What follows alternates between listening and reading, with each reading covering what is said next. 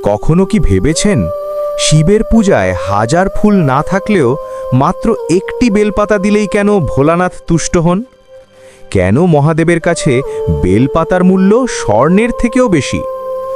আজ শুনব সেই রহস্যময় পুরাণ কাহিনী। পুরাণ অনুযায়ী একদিন দেবী পার্বতী তার সখী, বাহন, সিংহ এবং স্বয়ং মহাদেবকে নিয়ে হিমালয়ের পর্বতে ভ্রমণে বেরিয়েছিলেন। দীর্ঘ পথ চলার পর ক্লান্ত হয়ে পড়েন দেবী। তার কপাল থেকে একটি ঘামের বিন্দু নিঃশব্দে পড়ে যায় মাটির ওপর। আর তখনই ঘটে অলৌকিক ঘটনা।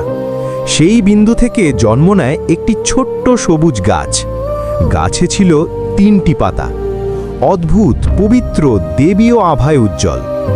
দেবী পার্বতী অনুভব করলেন এটি সাধারণ বৃক্ষ নয়, কারণ এই বৃক্ষের জন্ম তার নিজ শরীর থেকে।